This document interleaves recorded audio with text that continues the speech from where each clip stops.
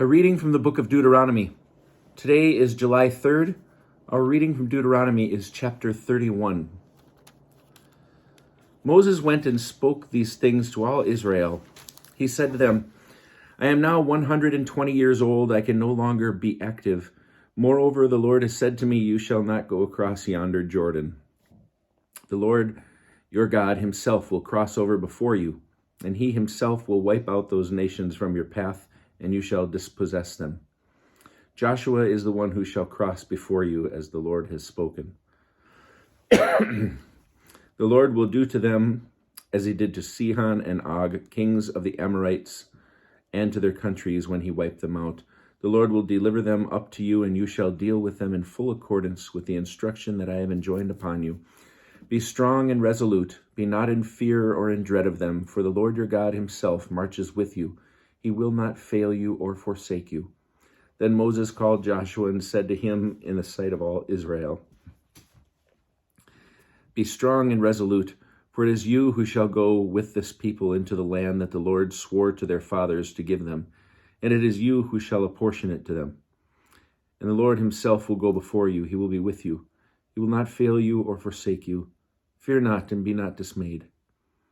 Moses wrote down this teaching and gave it to the priests, son of Levi, who carried the ark of the Lord's covenant, and to all the elders of Israel. And Moses instructed them as follows.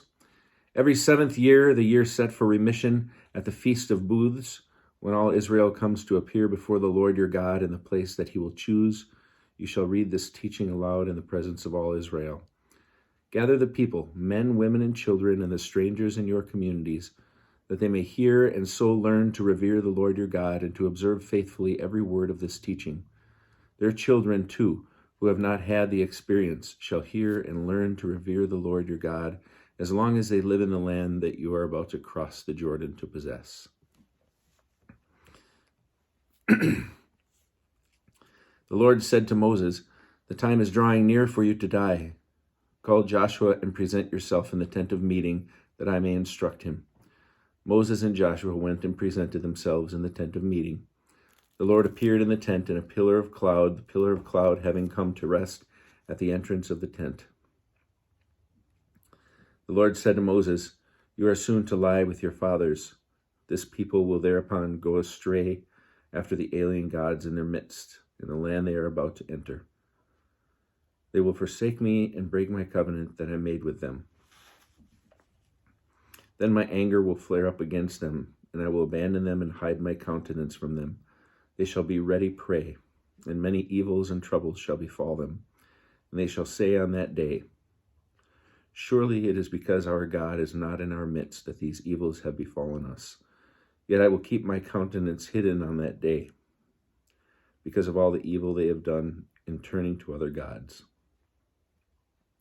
Therefore, write down this poem and teach it to the people of Israel. Put it in their mouths, in order that this poem may be my witness against the people of Israel. When I bring them into the land flowing with milk and honey, that I promised on oath to their fathers, and they eat their fill and grow fat, and turn to other gods and serve them, spurning me and breaking my covenant, and the many evils and troubles befall them, then this poem shall confront them as a witness, since it will never be lost from the mouths of their offspring. For I know what plans they are devising even now before I bring them into the land that I promised on oath. That day Moses wrote down this poem and taught it to the other Israelites. And he charged Joshua, son of Nun, Be strong and resolute, for you shall bring the Israelites into the land that I promised them on oath, and I will be with you. When Moses had put down in writing the words of this teaching to the very end, Moses charged the Levites who carried the ark of the covenant of the Lord, saying, Take this book of teaching and place it beside the ark of the covenant of the Lord your God, and let it remain there as a witness against you. Well, I know how defiant and stiff-necked you are. Even now, while I am still alive in your midst, you have been defiant toward the Lord. How much more then when I am dead?